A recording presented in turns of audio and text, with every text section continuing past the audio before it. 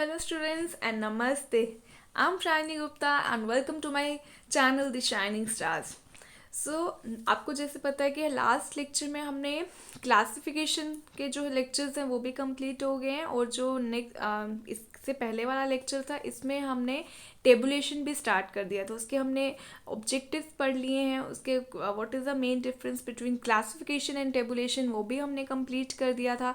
उसके बाद हमने फॉर्मेट ऑफ अ टेबल को हमने स्टडी करा था और उसमें parts different parts of a table थे वो भी हमने स्टडी कर लिए थे। ठीक है, तो आज मैं स्टार्ट करती हूँ इसी के एक फॉर्मेट आपको दिखाने के लिए कि वो जो मैंने पार्ट्स बताए थे वो कैसे हम डिफाइन करते हैं with the help of an example. ठीक है, तो ये फटाफट से मैं कंप्लीट करूँगी। इसके बाद मैं फीचर्स की बात करूँगी, करेक्टरिस्टिक्स की बात करूँगी और टाइप्स ऑफ टेबल्स की बात करूँगी। तो कोशिश करेंगे कि आज हम इस यूनिट को वाइंड अप कर दें। ठीक है, तो स्टार्ट करते हैं।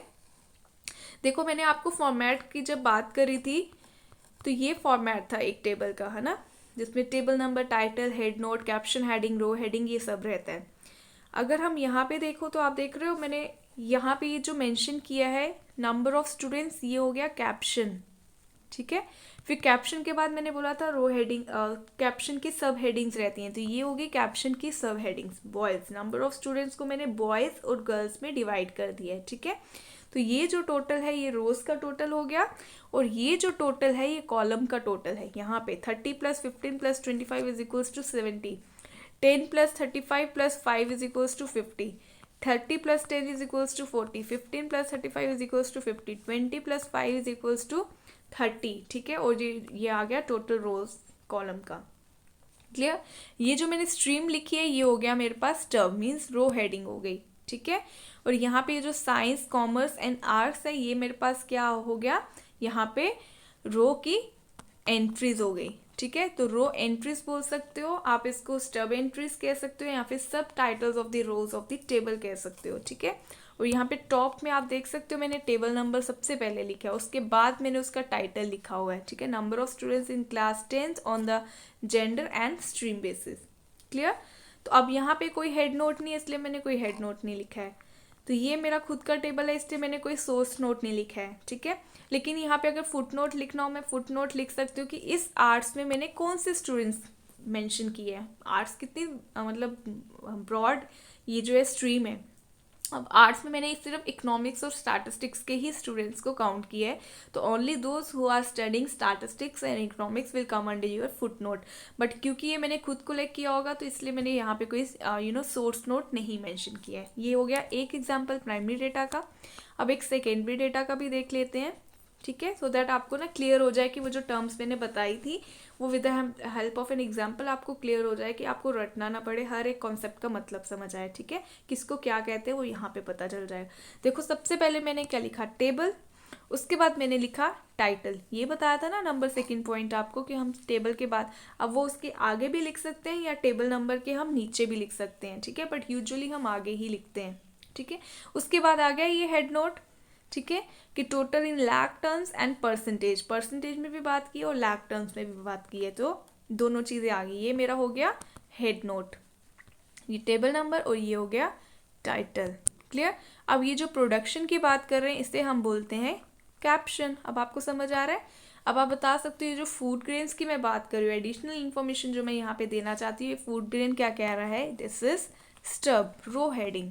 क्लियर, उसके बाद ये जो रो हेडिंग के अंदर जो एंट्रीज हैं इसे हम बोलेंगे क्या, स्टब एंट्रीज, रो एंट्रीज, सब titles of the rose of the table, rose of the table की ये सब टाइटल्स हैं। ठीक है, सब टाइटल्स की आगे वैल्यूज दी हुई हैं। क्लियर, यहाँ पे ये जो टोटल क्वांटिटी और percentage of total food grains production है ये क्या है, आगे आपकी सब हेडिंग। सब हेडिंग किसकी, सब हेड्स आ गए ये कैप्शन के। ठीक है, और ये जो है यहाँ पे सारा ये क्या है, आपकी body of the table. Clear, ये जितना भी है यहाँ पे न्यूमेरिकल डेटा हम जितना भी प्रेजेंट कर रहे हैं ये सारा बॉडी ऑफ द टेबल में आ गया। क्लियर, और ये क्या, इसे हम क्या बोलेंगे, जो 40.84 ये जो एक ही सेल इसे हम सेल कहेंगे, या फिर जितने भी सारे क्या हैं आइटम्स ऑफ द टेबल है। ठीक है, तो इन सबको हम फील्ड ऑफ द टेबल के कह सकते हैं, आइटम्स ऑफ द टेबल भी कह सकते हैं, या फिर सेल्स ऑफ द टेबल भी कह सकते हैं। ये जो टोटल है ये कॉलम्स का है और ये जो टोटल है ये रोज का है, यहाँ पे आप देख सकते हो। ठीक है, इन दोनों ये वाली दोनों वैल्यूज़ को प्लस करके ये वैल्यू आ रही है, इन दोनों वैल्यूज़ को प्लस करके ही ये वैल्यू आ रही है। प्लीज़ थोड़ा सा अपोलोजाइज़ करिएगा अगर ये आपको थोड़ा क्लमजी मेसी सा लगेगा तो please. Okay, you have to cope up. उसके बाद देखो मैंने फुट नोट लिखा है। अब ये देखो, आप देख रहे हो टेबल में कुछ इन्फॉर्मेशन मुझे क्लियर नहीं हो पा रही थी, क्लेरिफाई करने के लिए अदर्स में मैंने कौन सी फूड ग्रेन्स ली हैं मुझे नहीं पता है ना। There can be a number of food grains under this very particular category other. तो अदर में कुछ भी हो सकता है, मुझे क्या पता मैं किस फूड ग्रेन की बात कर रही हूँ। तो मैंने यहाँ पे इसको क्लियर करने के लिए लिखा है कि in others all remaining food grains are included. जितनी भी फूड ग्रेन्स बाकी बचती हैं वो सारी की सारी अदर में आ गई। ठीक है, एक चीज़ यहाँ पे सिर्फ अदर आएगा, नॉट अदर्स। क्लियर, क्योंकि हम सिंगुलर फॉर्म में लिखते हैं, वो भी मैं अभी बता दूंगी आपको लास्ट। क्योंकि मुझे पता है ये मैंने कहीं और से सोर्स उठाया है, कहीं और से ये डेटा यूज़ किया है, तो मैंने बता दिया कि भाई मैंने ये डेटा कहाँ से यूज़ किया। मैंने इकोनॉमिक सर्वे से यूज़ किया है और जो कि 2019 एंड 20 का था। क्लियर, तो ये मैंने इकोनॉमिक सर्वे की हेल्प से डेटा प्रेजेंट किया है और ये जो डेटा है 2019 एंड 20 ईयर का है। ठीक है, तो इस तरह से होता है हमारा टेबल, इस तरह से हम डिफाइन करते हैं different parts of the table को। I hope it is clear to you now. Okay, moving towards the next topic, that is, features or we can say characteristics of a good table. What are they? Okay. जब भी हम characteristics की बात करते हैं तो यहाँ पे फीचर्स की भी बात हुई है। जैसे हमने क्लासिफिकेशन की बात करी थी, क्वेश्चनर की बात करी थी, characteristics of a good questionnaire, characteristics of good classification, characteristics same way of a good table. ठीक है, features of a good table कह सकते हो, करेक्टरिस्टिक्स कह सकते हो, या qualities of a good table भी कह सकते हो।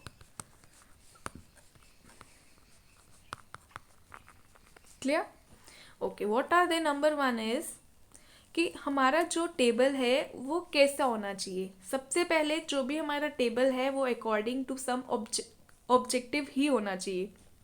आप देख रहे हो यहाँ पे भी जो मैंने टेबल बनाया, मेरे टेबल से ही मुझे पता चल गया कि मैं किसकी बात कर रही हूँ। अगर मैं यहाँ पे आपको दिखाऊं, ठीक है, तो मैंने लिखा है ऊपर टेबल में, सबसे पहले मैंने टेबल नंबर दिया। टेबल नंबर देना भी बहुत ज़रूरी होता है क्योंकि इससे इजीली आइडेंटिफाई कर सकते हैं और फर्दर रेफरेंसेस में भी काम आता है। ठीक है, दूसरा मैंने यहाँ पे टाइटल, इस टाइटल से ही आप देख रहे हो मुझे समझ आ गया कि भाई इस जो टेबल में कंटेंट होगा, जो बॉडी होगी, वो किससे रिलेटेड होगी। उसमें फूड ग्रेन्स की प्रोडक्शन की बात हो रही है इंडिया की, वो भी जो 2019-20 की प्रोडक्शन है। ठीक है, तो ये मुझे इजीली क्लियर, दैट मीन्स मेरे ऑब्जेक्टिव जो है उसके अकॉर्डिंगली ही मेरा टेबल होगा। ठीक है, तो टेबल का जितना भी कंटेंट है वो मेरे ऑब्जेक्टिव के अकॉर्डिंगली होगा। और इस टॉपिक को देखते ही, इस टेबल के टाइटल को देखते ही मुझे समझ आ गया, सेल्फ एक्सप्लेनेटरी है। ब्रीफ भी हो गया, शॉर्ट भी है, सिंपल भी है, क्लियर भी है और सेल्फ एक्सप्लेनेटरी। मुझे इसको देखते ही समझ आ गया कि भाई इस टेबल में मुझे प्रोडक्शन की बात करने वाले हैं और इसका डेटा मिलने वाला है। ठीक है,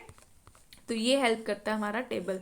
तो टेबल का जो भी है, table is must be according to the objective of the study. तो जो मेरा ऑब्जेक्टिव है उसके अकॉर्डिंगली मुझे टेबल जो है बनाना चाहिए। ठीक है, सेकेंड इज कंपेटिबल टाइटल होना चाहिए। मेरा जो टेबल है उसका टाइटल एकदम एट्रैक्टिव, शॉर्ट, सिंपल, क्लियर और कंपेटिबल होना चाहिए विद द ऑब्जेक्टिव। जो मेरा ऑब्जेक्टिव है उसके अकॉर्डिंगली ही मेरा टाइटल होना चाहिए। ये ना कि टाइटल कुछ और, मीन्स मेरी स्टडी कुछ और है, मेरा ऑब्जेक्टिव कुछ और टाइटल में मैं कुछ और ही लिख रही हूँ। ठीक है, जैसे कि यहाँ पे मैं प्रोडक्शन की बात कर रही हूँ बट यहाँ पे मैं कुछ और ही बोल रही हूँ, प्रोडक्टिविटी की बात कर रही हूँ या कोई और एग्रीकल्चर वेस्ट लैंड की बात कर रही हूँ। तो इस तरह से नहीं होना चाहिए कि मेरा टाइटल कुछ और बोल रहा हो और मेरी जो बॉडी ऑफ द टेबल हो वो कुछ और ही डिफाइन कर रही हो। ठीक है, so both should be the same.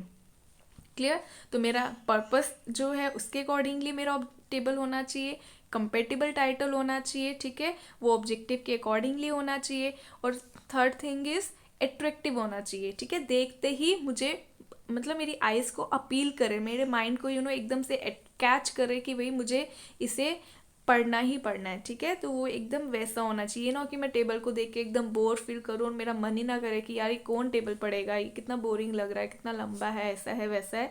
तो वैसी फीलिंग नहीं आनी चाहिए, एकदम से वो मेरी आइज को अपील करे और मुझे एट्रैक्टिव फील करवाए कि मुझे वो टेबल को देखना ही देखना है। ठीक है, तो इस तरह से टेबल एट्रैक्टिव लुक का होना चाहिए। सिंपल एंड कॉम्पैक्ट होना चाहिए। मैंने अभी बताया कि एकदम जो मेरा टेबल है ना एकदम सिंपल होना चाहिए, कॉम्पैक्ट नहीं, कम से कम शॉर्ट एकदम होना चाहिए, सो दैट कि शॉर्ट कम से कम छोटे से छोटे टेबल में भी मैं अपना पूरा ऑब्जेक्टिव जो है, पूरी इन्फॉर्मेशन जो मैं चाहती हूँ कि मैं डिलीवर करूँ, वो मैं इजीली कर पाऊँ। ठीक है, तो एकदम सिंपल होना चाहिए, एकदम कॉम्पैक्ट साइज में होना चाहिए कि रीडीली कॉम्प्रिहेंसिबल हो, कि आराम से मैं उसको स्टडी कर पाऊँ। ठीक है, कि ये ना हो कि वो इतना लंबा हो कि मैं देखते ही मुझे उससे क्या हो कि मुझ में इंटरेस्ट ही नहीं जागा कि मैं उसको पढूं। तो इस तरह का नहीं होना चाहिए, सिंपल एंड कॉम्पैक्ट होना चाहिए। ओके, मेरा टेबल ऐसा हो कि मैं इजीली कंपैरिजन कर पाऊँ कि मैं क्या बताना चाहती हूँ। वहाँ से मुझे अभी बताया ना फूड ग्रेन में कितनी और परसेंटेज कितनी है, मैं इजीली वेरीफाई कर सकती हूँ कि भाई इतनी ये फूड प्रोडक्शन की बात कर रहा है और इतना ये इसकी परसेंटेज की बात कर रहा है। ठीक है, तो उसकी हेल्प से हम कंपैरिजन भी कर सकते हैं, ऑन एंड एवरेज इतनी बात हो रही, इतनी ये परसेंटेज है, ये कंपेरिजन। जैसे मैंने एक टेबल जो दिखाया जिसमें इकोनॉमिक्स, स्टैटिस्टिक्स, इकोनॉमिक्स, साइंस और कॉमर्स बैकग्राउंड के आर्ट्स स्टूडेंट की जब मैंने बात करी है, जिसमें मैंने सब्जेक्ट्स भी लिए हैं, तो मैं बता सकती हूँ भाई इतने बच्चे जो हैं वो इकोनॉमिक्स पढ़ रहे हैं, इतने बच्चे जो हैं वो स्टार्ट्स पढ़ रहे हैं, इतने बच्चे जो हैं वो आर्ट्स पढ़ रहे हैं। ठीक है, तो इस तरह से हमारा जो टेबल है वो ऐसा हो कि मैं उसमें ईजिली कंपैरिजन भी कर पाऊँ in the form of rows and columns. ठीक है, तो ऐसा होना चाहिए। The data which are to be compare should be placed closely in rows and columns, so that कि उससे मैं कंपैरिजन इजीली कर पाऊँ, मीनिंगफुल कंपैरिजन कर पाऊँ। ठीक है, ओके। नेक्स्ट पॉइंट इज कि मेरा टेबल ऐसा भी हो कि मैं स्पेशल इन्फोसिस अगर मुझे कहीं पे देने हैं तो वो भी मैं दे पाऊँ। मीन्स मुझे कहीं पे ज़्यादा फोकस करने की ज़रूरत है तो वो भी मैं अपने टेबल में इजीली कर पाऊँ। ठीक है, तो मेरा टेबल इस तरह से भी होना चाहिए। क्लियर, जैसे कि यहाँ पे मैंने बताया, जैसे कि कुछ रोज कुछ हेड कॉलम्स होते हैं, कुछ को मुझे बोल्ड लेटर में, जैसे हमारा टाइटल है, टाइटल भी हमारा बोल्ड लेटर्स में लिखा जाता है। ठीक है, जो हमारा टेबल नंबर और टाइटल है बोल्ड लेटर्स में लिखा जाता है।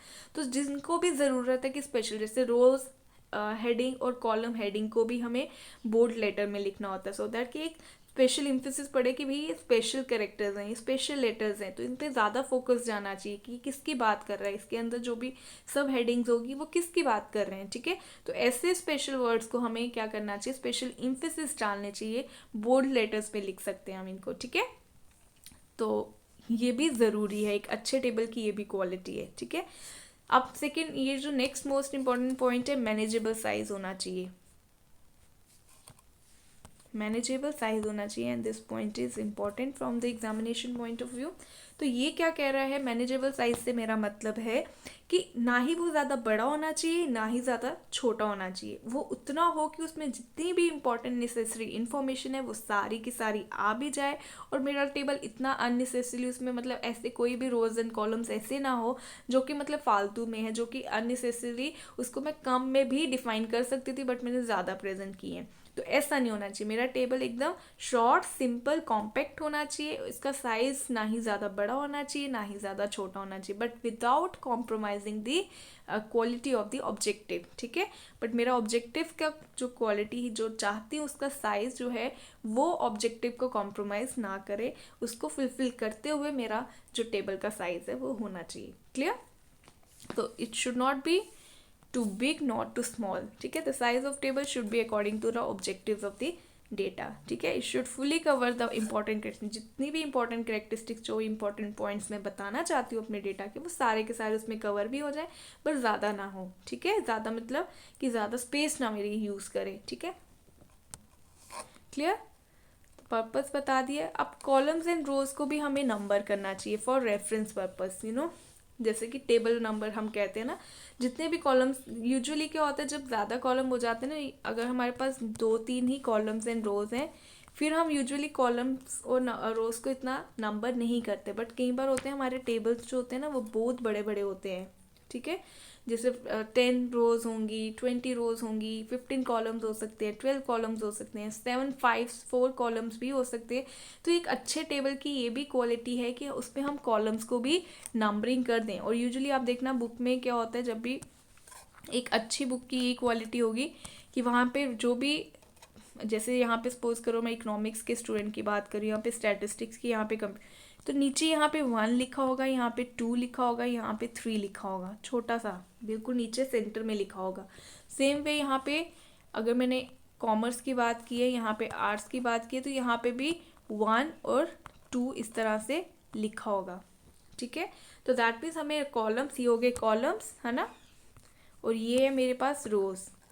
तो कॉलम्स और रोज को भी मुझे नंबर करना चाहिए। तो एक अच्छे टेबल की ये भी क्वालिटी कि मुझे उससे नंबरिंग करनी चाहिए। ठीक है, उससे क्या होता है, इजीली आइडेंटिफिकेशन हो जाती है, फर्दर रेफरेंसेस में काम आता है कि भाई इस टेबल नंबर का ये वाला कॉलम चेक करना है, इस टेबल नंबर का मुझे ये वाला रो चेक करना है, रो नंबर 1 देखनी है, रो नंबर 4 देखनी है। तो ये भी बड़ी हेल्प करती है। ठीक है, तो अच्छे टेबल के लिए हमें एक अच्छा ऑब्जेक्टिव होना चाहिए, वो अकॉर्डिंग टू ऑब्जेक्टिव होना चाहिए उसका टाइटल। ठीक है, सिंपल एंड कॉम्पैक्ट होना चाहिए, मैनेजेबल साइज होना चाहिए, अट्रैक्टिव होना चाहिए, स्पेशल इम्फेसिस अगर किसी पे डालने की ज़रूरत है तो वो भी करने चाहिए, कॉलम्स एंड रोज को भी नंबर करना चाहिए। ठीक है, क्लियरिटी होनी चाहिए, ऑब्वियस ही बात है कि इतना क्लियर हो, मेरा जो टेबल है इतना क्लियर हो कि एक लेमैन भी उसको अंडरस्टैंड कर पाए। मीन्स वो सिंपल टू अंडरस्टैंड होना चाहिए, सेल्फ एक्सप्लेनेटरी होना चाहिए, मुझे खुद ही देखते समझ आ जाना चाहिए कि इस टेबल में क्या है, मुझे किसी की थर्ड पर्सन की हेल्प ना लेनी पड़े। ठीक है, okay.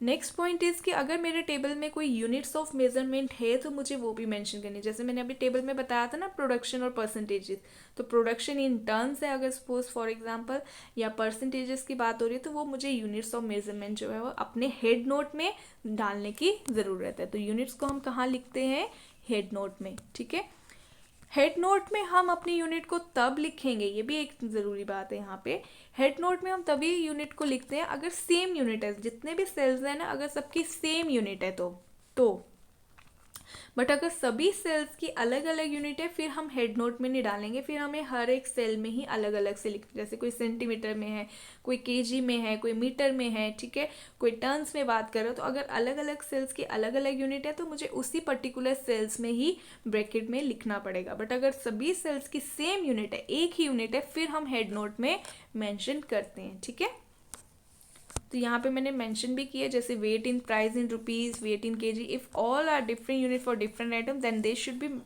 Mentioned in respective columns and rows. I hope it is clear to you.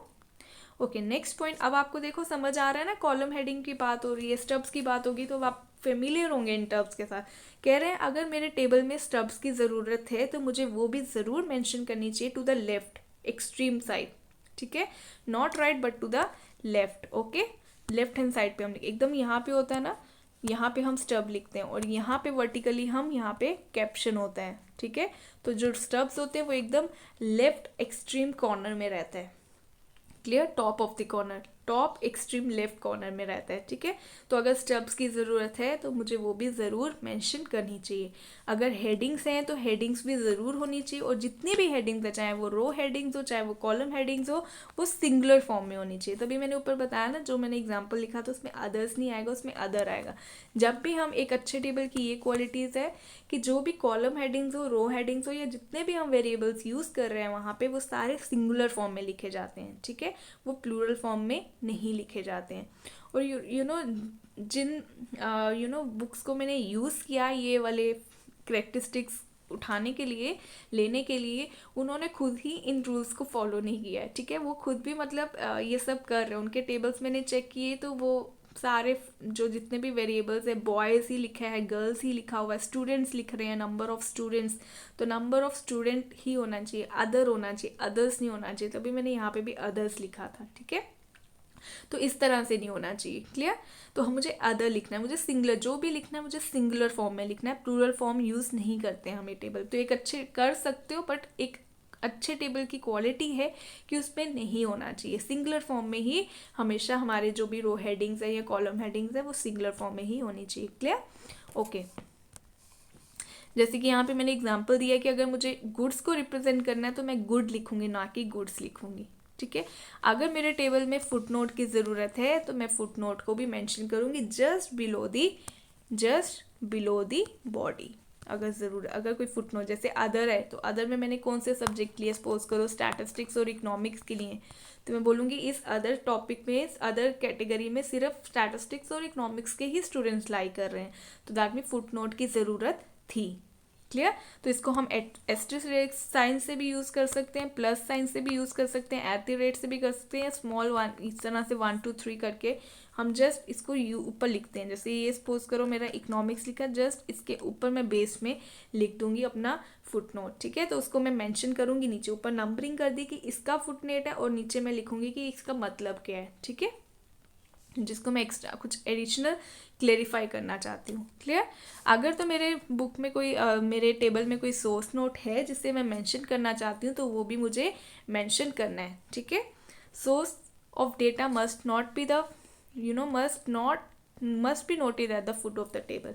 तो जब भी टेबल हमारा ख़त्म हो जाता है, बॉडी ऑफ द टेबल ख़त्म हो जाती है, तो जस्ट उसके बिलो हमारा सोर्स नोट आता है। इट डज नॉट मैटर कि पहले मैं सोर्स नोट लिखूँ या मैं पहले फुट नोट लिखूँ, बट यूजुअली हम लास्ट में ही सोर्स नोट लिखते हैं। ठीक है, तो source note is generally noted next to the footnote, but it's not the compulsion. ठीक है, तो सोर्स नोट तभी लिखा जाता है अगर मैंने सेकेंडरी डेटा यूज़ किया है। तो अगर मैं सेकेंडरी डेटा यूज़ कर रही हूँ तो मुझे सोर्स नोट लिखना इम्पॉर्टेंट और कंपल्सरी है। कंपल्सरी अगर if I am using the secondary data, otherwise क्या होगा, प्लेजरिज्म के केस में मैं फंस सकती हूँ, मुझे इम्प्रिजनमेंट हो सकती है, मेरे पे केस हो सकता है। ठीक है, मेरे पे FIR मतलब जो भी है मेरे पे केस हो सकता है फाइल। ठीक है, तो सोर्स नोट अगर मैं सेकेंडरी डेटा यूज़ कर रही हूँ, प्लेजरिज्म के केस में मुझे मैं फंस सकती हूँ, तो उससे बचने के लिए हमें रेफरेंस देना पड़ता है कि भाई ये जो मैं टेबल ले रही हूँ ये मेरा नहीं है, ये उस पर्सन का मैं अपनी स्टडीज़ में यूज़ कर रही हूँ, तो इससे मैं बच जाऊँगी।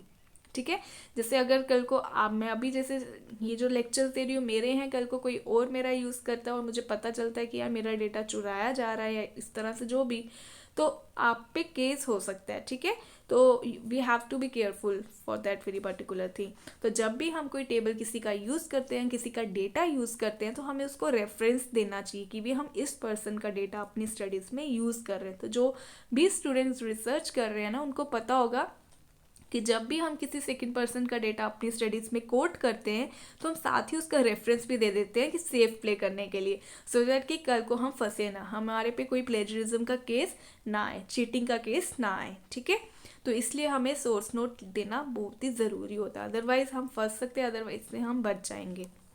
क्लियर? तभी बोला जाता है फ्यूचर रेफरेंसेस के लिए। ओके, यूनिट्स मैंने बता दी है।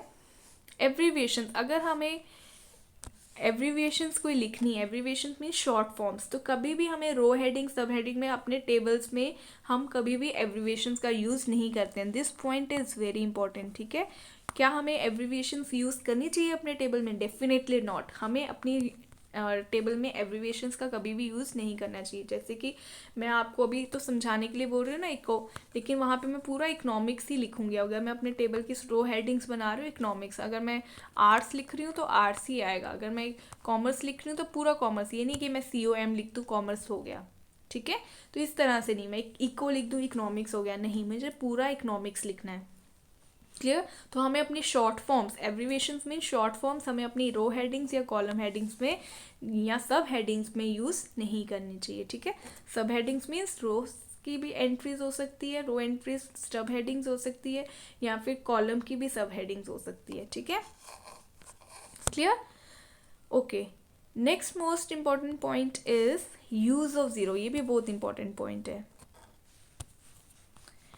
जब भी हम एक टेबल बनाते हैं ना, तो टेबल में ज़ीरो का मतलब कोई क्वांटिटी होती है। Zero means some quantity. ठीक है, जैसे सपोज करो मैंने इकोनॉमिक्स का रिकॉर्ड चेक किया, ठीक है, या मैंने राइस की प्रोडक्शन की बात की। ठीक है, राइस की प्रोडक्शन में देख रही हूँ 2001 और 2005 में, तो मैंने यहाँ पे लिख दिया 2001 में ज़ीरो वैल्यू है, और यहाँ पे मैं लिखती हूँ 1029, कुछ इस तरह से टर्म्स लिख देती हूँ। ठीक है, अब यहाँ पे ये जो राइस की वैल्यू जो ज़ीरो बता रहा है, इस ज़ीरो का मतलब ये नहीं है कि इसकी जो है यहाँ पे कैलकुलेशन ही नहीं हुई है, इसका बता रहा है कि राइस की जो प्रोडक्शन हुई है ना वो ज़ीरो के बराबर हुई है। राइस की production is equals to zero. ठीक है, production is equals to 0 in this very particular year, कि 2001 में राइस की प्रोडक्शन 0 हुई थी, मीन्स ये कुछ क्वांटिटी बता रहा है, इसका मतलब ये नहीं कि यहाँ पे कोई वैल्यू ही नहीं है, ठीक है। तो you are getting my point ना, आई एम ट्राइंग टू से इसकी 0 सिग्निफाइज सम क्वांटिटी, नॉट कि यहाँ पे कोई वैल्यू ही नहीं, does not indicate non availability of data. तो यहाँ पे इसका मतलब है कोई क्वांटिटी को डिफाइन कर रहा है, इसका मतलब ये नहीं है कि इसका डेटा ही अवेलेबल नहीं है। तो ये नॉन अवेलेबिलिटी ऑफ डेटा को सिग्निफाई नहीं करता है, बल्कि ये क्वांटिटी ऑफ वेरिएबल को सिग्निफाई करता है, ठीक है। तो यही मतलब है इसका। अगर यहाँ पे नॉन अवेलेबिलिटी ऑफ डेटा हो, कि मैं बोलूँ कि 2001 में मुझे डेटा ही नहीं मिला राइस का, तो मैं यहाँ पे शॉर्ट में NA लिख दूंगी। यहाँ पे मैं एब्रीविएशन यूज़ करती हूँ क्योंकि सिर्फ इसी के लिए, अदरवाइज मैं रो हेडिंग या सब हेडिंग्स में कभी भी एब्रीविएशन यूज़ नहीं करूँगी। सिर्फ बॉडी ऑफ द टेबल पे मैं इस तरह के एब्रीविएशन यूज़ कर सकती हूँ, उसको भी मैं फुट नोट में मेंशन कर दूंगी कि ये जो NA का मतलब है नॉट अवेलेबल डेटा, ठीक है, क्लियर। या फिर मैं हाइफन साइन, इस तरह से भी साइन जो मैं यूज़ कर सकती हूँ, ओके। सो यूज़ ऑफ 0 से मतलब कुछ वेरिएबल की क्वांटिटी को डिफाइन करता है, इसका मतलब ये नहीं कि नॉन अवेलेबिलिटी ऑफ डेटा है, ठीक है। इसका अगर डेटा अवेलेबल नहीं है तो हम या तो ये वर्ड यूज़ करते हैं या तो हम हाइफन यूज़ करते हैं, okay. So this is all about your features of a good table. क्या क्या फीचर्स होते हैं, स्टब्स अगर ज़रूरी हैं तो वो मेंशन करने चाहिए, सब हेडिंग्स अगर ज़रूरी है वो भी मेंशन करनी चाहिए, कॉलम की हो चाहे वो रो हेडिंग्स वो मेंशन करनी है। एब्रीविएशंस का हमें कॉलम हेडिंग या रो हेडिंग या उन्हीं की सब हेडिंग्स में यूज़ नहीं करना है, ठीक है। एक्सेप्शनल कि हमें बॉडी में नॉन अवेलेबिलिटी ऑफ डेटा हो तब हम मेंशन कर सकते हैं, ठीक है। 0 signifies some sort of quantity, it does not mean non availability of data. तो ये कुछ पॉइंट्स है जो कि बहुत इंपॉर्टेंट है from the examination point of view, and you have to keep these things in your mind, you have to just pen it down these points, important points, या फिर make some notes, ठीक है। तो इस तरह से आप कर सकते हो। now the last topic is, hopefully यहाँ ख़त्म हो जाए, last is types of table, this is the last topic under this very unit, tabulation of data। इसको complete करके हमारा यूनिट ओवर हो जाएगा, ओके। तो अब ये जो टाइप्स ऑफ टेबल्स है, कुछ कुछ बुक्स में सिर्फ 2 ही थी, ये और यही था, ठीक है। कुछ बुक्स में सिर्फ ये और ये था, बट मैंने कोशिश की कि मैं तीनों को ही डिफाइन करूं क्योंकि ऑब्जेक्टिव पेपर है, कहीं से भी कुछ भी पूछ सकते हैं ना, तो JKSSP का पता नहीं है कि कहाँ से क्या पूछेंगे, ठीक है। बट डेफिनेटली ऑब्वियस है आपके सिलेबस से ही पूछेंगे क्योंकि क्वेश्चन की प्रोबेबिलिटी 1 या 2 ही आने वाले हैं। तो देखो कितने सारे टॉपिक्स हैं और कितने सारे क्वेश्चंस बन रहे हैं, तो कितने सारे, लेकिन आना एक ही क्वेश्चन है, या मैक्सिमम 2 या उससे भी मैक्सिमम 3, तो 3 की ही मैक्सिमम प्रोबेबिलिटी। अब ये नहीं कि एक ही यूनिट से 4 या 5 क्वेश्चन आ जाएंगे, बाकी के 5-6 यूनिट्स तो गए, ठीक है। तो ऐसा नहीं होने वाला है, ओके। तो हम पढ़ते हैं टाइप्स ऑफ टेबल्स क्या हैं। टाइप्स ऑफ टेबल्स मैंने डिफाइन किए हैं अकॉर्डिंग टू ऑब्जेक्टिव, ठीक है, कि अगर हम ऑब्जेक्टिव के अकॉर्डिंगली बात करें तो क्या टाइप्स है, अगर हम according to originality of data की बात करें तो क्या है, अगर हम अकॉर्डिंग टू कंस्ट्रक्शन बात करें तो क्या टाइप्स है, ठीक है। तो 1 बाय 1 हम सबको स्टडी करेंगे, क्लियर। तो अगर मैं अकॉर्डिंग टू ऑब्जेक्टिव बात करूं या अकॉर्डिंग टू ये पर्पस बात करूं तो we have 2 types, general purpose tables कह सकते हो, ठीक है। यहाँ पे मैं थोड़ा सा इसको ब्रीफ जूम कर देती हूँ। हमारे पास अकॉर्डिंग टू पर्पस है, according to nature of data है, ओरिजिनलिटी कह सकते हो या फिर अकॉर्डिंग टू कंस्ट्रक्शन कह सकते हो, ठीक है। तो 1 बाय 1 हम तब सबको स्टडी करेंगे। अकॉर्डिंग टू ऑब्जेक्टिव अगेन हम we have 2 types, general purpose tables and special purpose tables, okay.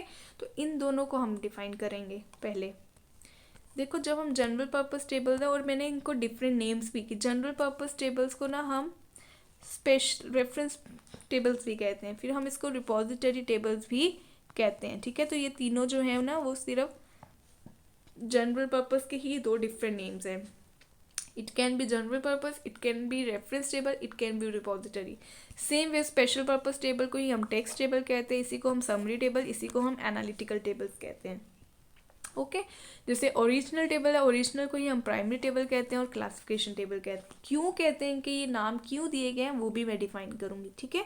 तो 1 बाय 1 स्टडी करते हैं। Let's come with your general purpose tables.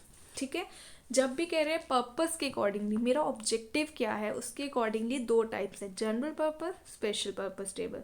Just table कैसे होते हैं ना, कौन से टेबल को हम जनरल पर्पस टेबल कहेंगे, कौन से टेबल को हम स्पेशल पर्पस टेबल कहेंगे, कौन से को ओरिजिनल, कौन से को डिराइव, किसको 1 वे किसको 2 वे, बस ये बताना है और कुछ नहीं है इसमें।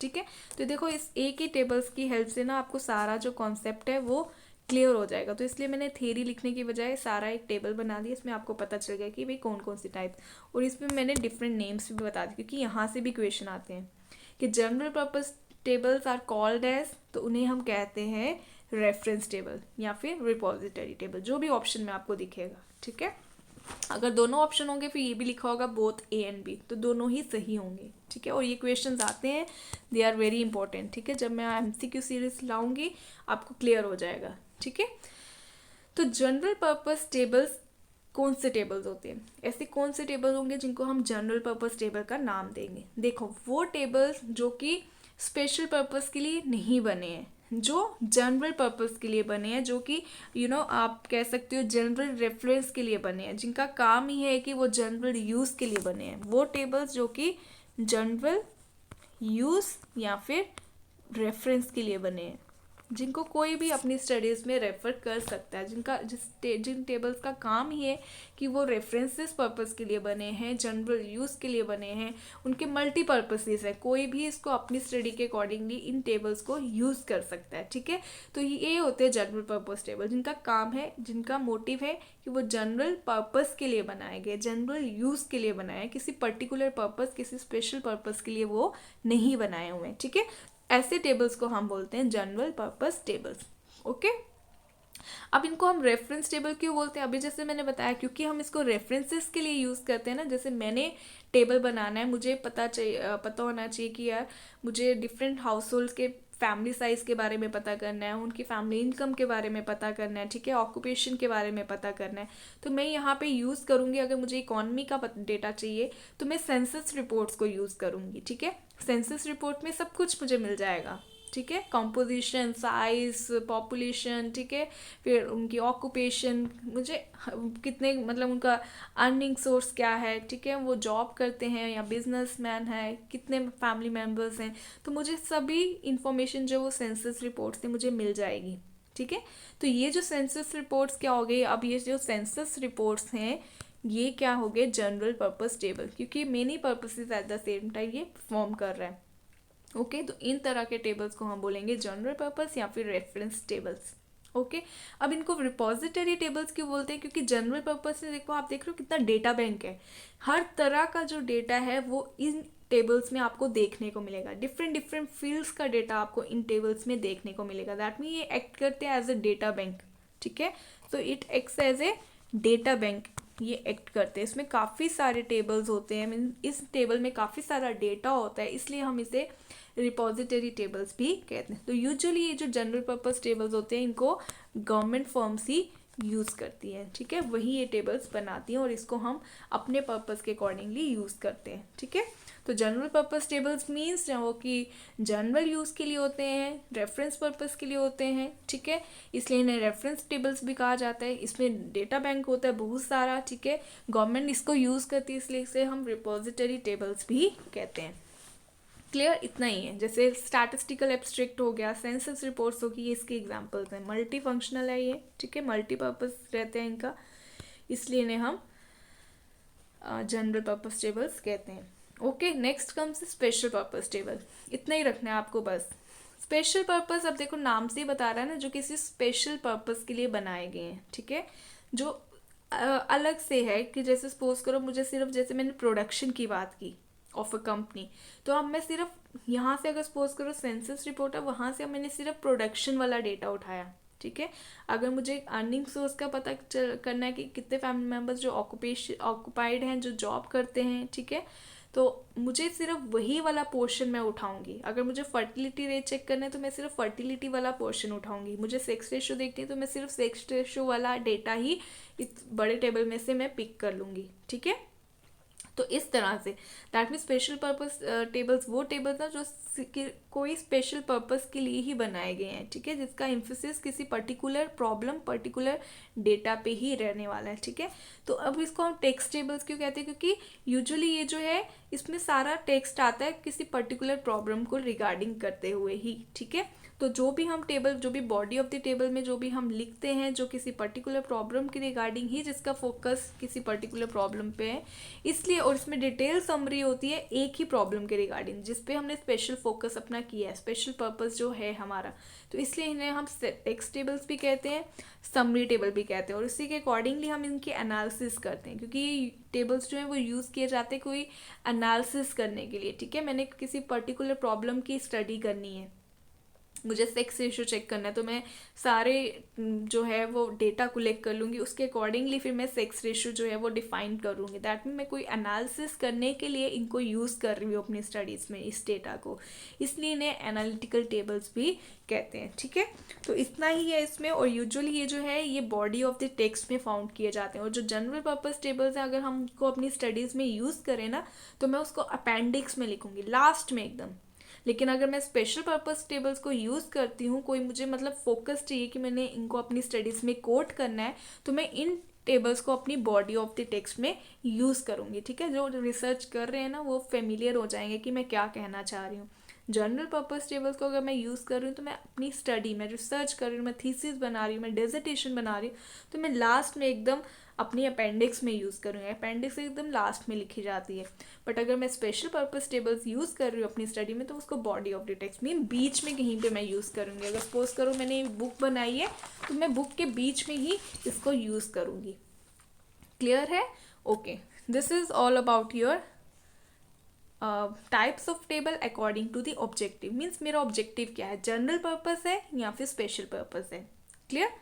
अब according to originality of data, according to nature of data, कि ओरिजिनल है डेटा या फिर वो डिराइव किया गया। अगर ओरिजिनल डेटा है तो ओरिजिनल टेबल्स, अगर उसको मैंने कहीं से डिराइव किया है, डिराइव कहाँ से करूँगी, ओरिजिनल टेबल से। अगर वो ओरिजिनल टेबल से डिराइव किए गए तो उसे हम बोलेंगे डिराइव टेबल। क्लियर? देखो यहाँ पे ओरिजिनल टेबल मीन्स जो फर्स्ट टाइम बनाए गए हैं, ठीक है। ओरिजिनल टेबल मीन्स जो मैंने खुद बनाए हैं, ठीक है। मैंने कोई डेटा कलेक्शन करी, अब उसको मैंने डेटा को क्लासिफाई किया, और क्लासिफिकेशन के बाद मैंने खुद टेबल्स वो बनाए, उसको एक पिक्टोरियल व्यू दिया, ठीक है, एक टेबल का व्यू दिया, रोज एंड कॉलम्स में डिवाइड किया। तो अगर वो डेटा मैंने खुद बनाया है, खुद ही वो टेबल्स बनाए हैं, दैट मीन उन टेबल को मैं बोलूँगी ओरिजिनल टेबल। दैट मीन्स ये टेबल्स मैंने खुद बनाया, फर्स्ट टाइम हुआ। तो जो भी आप डेटा फर्स्ट टाइम कलेक्ट करते हो उसे हम प्राइमरी डेटा कहते थे ना, तो अगर वो टेबल्स मैंने खुद बनाया दैट मीन्स वो प्राइमरी टेबल्स हो गए, इसलिए उनको प्राइमरी टेबल्स, क्योंकि फर्स्ट टाइम जो है वो डेटा कलेक्शन होके उसके फर्स्ट टाइम वो फर्स्ट एकदम ओरिजिनल टेबल्स बन रहे हैं, ठीक है। तो इसलिए उसे हम प्राइमरी टेबल्स भी कहते हैं, क्योंकि फर्स्ट हैंड इंफॉर्मेशन इसमें प्रोवाइड हो रही है, ठीक है, खुद ही बनाए जाए। और इन्हें हम क्लासिफिकेशन के बाद ही टेबल होते हैं ना, तो इसे हम क्लासिफिकेशन टेबल्स भी कहते हैं, क्योंकि सारा जो डेटा है वो क्लासिफाइड हो जाता है डिफरेंट बट रिलेटेड ग्रुप्स में, ठीक है। इसलिए ओरिजिनल टेबल्स को हम प्राइमरी टेबल्स भी कहते हैं और क्लासिफिकेशन टेबल्स भी कहते हैं, ठीक है। अब डिराइव टेबल्स क्या होगा, डिराइव मीन्स ओरिजिनल से डिराइव्ड होके, ठीक है। अब मुझे क्या कोई पर्टिकुलर प्रॉब्लम स्टडी करनी है, तो ओरिजिनल टेबल से जो डिराइव करके ही हमारे रिजल्ट्स निकल के आते हैं उसे हम डिराइव टेबल्स कहते हैं। जैसे कि सपोज करो मैं आपको बोलती हूँ कि भाई मीन वैल्यू कैलकुलेट करो, मीडियन कैलकुलेट करो, तो इन सब के लिए आपको क्या होगा, पहले आपको एक टेबल गिवन होगा, ठीक है। तो वो जो टेबल गिवन है दैट मीन्स कि आपके पास एक्स वैल्यूज़ हैं और आपके पास फ्रीक्वेंसीज गिवन है। तो ये जो टेबल है ये क्या हो गया, ओरिजिनल टेबल हो गया। ये मैंने आपको अभी ही खुद ही कलेक्ट करके आपको दे दिया, तो ये ओरिजिनल टेबल है। अब इसमें आप आगे मिड पॉइंट निकालोगे, आप x इंटू एफ करोगे, इसका समीशन करोगे। ये जो आप डेरिवेशंस कर रहे हो, ये जो आप कैलकुलेशन एनालिसिस कर रहे हो, ये आपने किसके बेसिस पे की, जब मैंने आपको ये डेटा दिया था। समझ आ रहा है? You are getting my point? जब मैंने आपको x और f का डेटा दिया उसके बाद ही आपने मिड पॉइंट निकाला, उसके बाद ही आपने x इंटू एफ किया। ये मैं क्या बोल रही हूँ आपको मेजर और सेंट्रल टेंडेंसी में समझ आ जाएगा, ठीक है। तो उसके बाद ही आपने समेशन x इंटू एफ किया या एफ एक्स किया, ठीक है। तो ये तभी हुआ जब आपके पास ये दो कॉलम्स जो थे वो अवेलेबल थे। That mean original table given होगा तभी डिराइव हम कर पाएंगे। तो डिराइव टेबल्स वो होते हैं जो ओरिजिनल से डिराइव किए जाते हैं, जिनकी एनालिसिस ओरिजिनल टेबल से ही डिराइव की जाती है, ठीक है। तो ये एनालिसिस पर्पसेस के लिए यूज़ किया जाता है। जितने भी हम कैलकुलेशंस करते हैं, ठीक है, तो वो हम करते हैं with the help of derive tables. तो जितनी भी हम रेशियोज वगैरह करते हैं वो हम रेशियोज हो गया, परसेंटेजेस कैलकुलेट करते हैं ऑन द बेसिस ऑफ कि पहले हमें ओरिजिनल टेबल हो, उसके बिहाफ पे ही हम डिराइव टेबल्स करते हैं। Clear. Now the next comes is according to construction कह सकते हो, एक्सटेंट कह सकते हो, या फिर कवरेज कह सकते हो। अब इसमें क्या होगा, अकॉर्डिंग टू कंस्ट्रक्शन हमारे पास दो तरह के टेबल्स होते हैं, सिंपल एंड कॉम्प्लेक्स। ये याद रखना, ये भी बहुत ही इंपॉर्टेंट है from the examination point of view, ठीक है। तो जो भी मैं बोलती हूँ ना इंपॉर्टेंट है, उसको प्लीज साथ साथ मार्क कर लिया करो, आपके ही बेनिफिट के लिए बता रही हूँ, ठीक है। ओके, सिंपल टेबल हमने, आपको याद है क्लासिफिकेशन में भी पढ़ा था, मेथड्स ऑफ क्लासिफिकेशन, ठीक है। तो सिंपल टेबल मीन्स जो वन वे टेबल। अब हम यहाँ पे किस टेबल को सिंपल बोलेंगे, किस टेबल को हम कॉम्प्लेक्स बोलेंगे, वो हम यहाँ पे बता रहे हैं, ठीक है। जैसे simple means one way table, complex means जहाँ पे मोर देन टू भी करेक्टरिस्टिक्स हो सकती है या टू से ज़्यादा करेक्टरिस्टिक्स भी। अभी मैं इसको टेबल की हेल्प से समझाऊंगी ना, आपको क्लियर हो जाएगा। सिंपल में हम एक ही सिंगल करेक्टरिस्टिक की बात करते हैं, बट कॉम्प्लेक्स में हम दो भी हो सकती हैं या दो से ज़्यादा भी हो सकती है, तो सबके अलग अलग नाम है, ठीक है। तो सिंपल टेबल को हम वन वे टेबल भी कहते हैं, सिंपल को हम वन वे टेबल कहते हैं। और ये जो मैंने नीचे लिखा है ना, ये इसका मीनिंग है, means according to single characteristic. Complex table में अकॉर्डिंग टू टू और मोर करेक्टरिस्टिक। अगर सिर्फ टू करेक्टरिस्टिक्स हुई तो उसे हम डबल और टू वे टेबल कहेंगे। अगर तीन करेक्टरिस्टिक्स की बात हो रही है तो ट्रिपल टेबल कहेंगे या थ्री वे टेबल कहेंगे। अगर थ्री करेक्टरिस्टिक्स से ज़्यादा बात हो रही है तो हम मैनीफोल्ड टेबल कहेंगे। वहाँ पे हमने पढ़ा था ना सिंपल और मैनीफोल्ड, ठीक है, ये वही है। तो यहाँ पे हम सिंपल और कॉम्प्लेक्स टेबल में डिवाइड करते हैं अपने टेबल्स को। वो एक ही करेक्टरिस्टिक को डिफाइन कर रहा है तो वन वे, दो या दो से ज़्यादा कर रहा है कॉम्प्लेक्स। अब कॉम्प्लेक्स भी तीन तरह के होते हैं, double, triple and manifold. Double means दो, तो अगर सिर्फ दो करेक्टरिस्टिक्स है तो उसे हम डबल या टू वे टेबल भी कहते हैं, अकॉर्डिंग टू टू करेक्टरिस्टिक्स, ठीक है। ये इसका मीनिंग आ गया, ठीक है, ये इसका क्या है मीनिंग। तीन करेक्टरिस्टिक्स है तो ट्रेबल, ट्रेबल का मतलब है तीन, ठीक है। तो treble means three way table, तो according to three characteristics. Manifold mean many, many से बन रहा है, मीन मोर देन थ्री, तो more than three characteristics mean manifold table, ठीक है। अब मैं इसको एग्जाम्पल से आपको बता देती हूँ सो दैट आपको समझ आ जाए। ये देखो, सिंपल में जैसे मेरा टेबल है, एक तरफ मैंने स्ट्रीम बता दी, ठीक है, और नंबर ऑफ स्टूडेंट्स बता दिए, ठीक है, कि नंबर इस स्ट्रीम में कॉमर्स स्टूडेंट में 20 है, साइंस स्टूडेंट में इतने हैं। अभी कौन बॉय है कौन गर्ल है मुझे कुछ नहीं पता, जस्ट मैंने अपने नंबर ऑफ स्टूडेंट्स को क्लासिफिकेशन करनी होती तो कैसे करती, स्टूडेंट्स को मैंने क्लासीफाई किया कॉमर्स में, साइंस में और आर्ट्स में। यहाँ पे कॉमर्स के स्टूडेंट, यहाँ पे साइंस की, यहाँ पे आर्ट्स की, ये बन गई क्लासिफिकेशन। इस क्लासिफिकेशन को जब मैंने एक टेबल का व्यू दे दिया तो बन गया टेबलर प्रेजेंटेशन, ठीक है।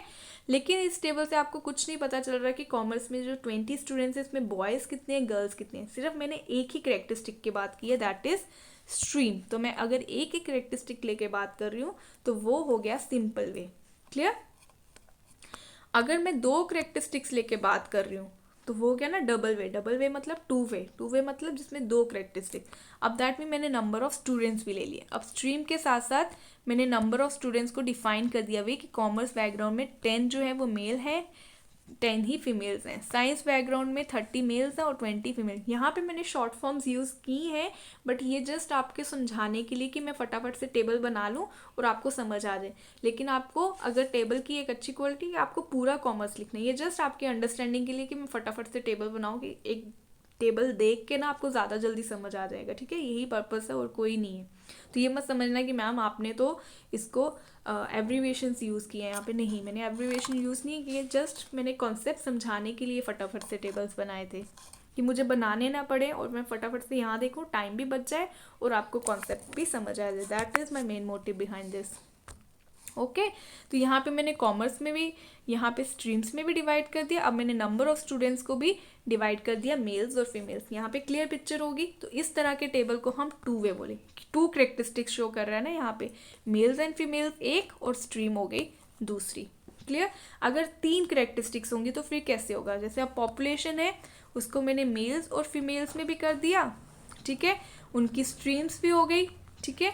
फर्दर मैं बता रही हूँ कि वो अब उसमें रूरल बैकग्राउंड से कितने हैं और अर्बन बैकग्राउंड से कितने हैं। तो एक करेक्टरिस्टिक, 2 करेक्टरिस्टिक्स और ये हो गई तीसरी। अब मेल्स और फीमेल्स में भी मैंने, कुछ मेल्स हो सकता है रूरल बैकग्राउंड से हो उसका डेटा आ गया, कुछ हो सकता है अर्बन बैकग्राउंड से हो उसका डेटा। फीमेल्स में भी हो सकता है कुछ रूरल एरिया से बिलोंग करती हूँ, कुछ अर्बन एरिया से बिलोंग करती हूँ। तो इस तरह के जो टेबल्स होंगे उसे हम 3 वे टेबल बोलेंगे या फिर ट्रेबल टेबल बोलेंगे। Clear. Which shows 3 characteristic. Okay. अब मेनीफुल दैट मीन 3 से ज़्यादा। अब मैंने रूरल और अर्बन में भी बता दिया भाई कि यहाँ पे मैरिड और अनमैरिड कितने हैं। मेल्स हो सकते हैं जो रूरल बैकग्राउंड से बिलोंग करते हैं, कुछ अर्बन बैकग्राउंड से बिलोंग करते हैं। क्लियर। अब रूरल में भी कुछ मैरिड भी हो सकते हैं, कुछ अनमैरिड भी हो सकते हैं, या इसको फर्दर करना हो कुछ एम्प्लॉयड भी हो सकते हैं, कुछ अनएम्प्लॉयड भी हो सकते हैं, ठीक है। कुछ अर्बन एरिया से भी मेल्स जो हैं वो मैरिड अनमैरिड हो सकते हैं, एम्प्लॉयड, मतलब जो भी आप कैटेगरी लेना चाहते हो वो आप कर सकते हो, ठीक है। तो ये यहाँ पे देखो मैंने 1, 2, 3 और ये फर्दर 4 करेक्टरिस्टिक्स शो की हैं, ठीक है। तो जहाँ पे 3 से ज़्यादा करेक्टरिस्टिक्स शो की जाती हों उसे हम बोलते हैं मैनीफोल्ड टेबल, ठीक है। More complex form of table, इसलिए कॉम्प्लेक्स टेबल की ही टाइप्स हैं ये, ठीक है। क्लियर। तो इस तरह से हो रहा है। ओके, समझ आया सबको। तो इसके साथ आपका ये जो टेबुलर प्रेजेंटेशन था ये यूनिट भी कंप्लीट हो गया है। तो आपको आई होप कि ये सारा यूनिट समझ आया होगा। मैं इतने मतलब कैपेबल हुई होगी कि आपको हर एक टॉपिक को इजीली और सिंपलर लैंग्वेज में मैं समझा पाई हूँ, मैं आपकी उम्मीदों पे खड़ी उतरी हूँ, ठीक है। तो प्लीज़ मेरी वीडियोस को लाइक कीजिए, सब्सक्राइब कीजिए ज़्यादा से ज़्यादा, सो दैट कि सभी तक मेरी वीडियोज़ अगर अभी भी नहीं पहुँची हैं तो प्लीज़ वो पहुँचें। और अगर आपको मेरी वीडियोज़ पसंद आती हैं तो प्लीज़ साथ साथ लाइक करते जाइए, ठीक है। आप देख लेते हो बट उसके बाद आप लाइक करना भूल जाते हो। तो मेरी वीडियोज़ को लाइक भी करो, सब्सक्राइब भी करो, और अगर अच्छी लगती है तो कमेंट भी करो, ठीक है। तो आज के लिए इतना रखते हैं। Do take care of your health also. Thank you.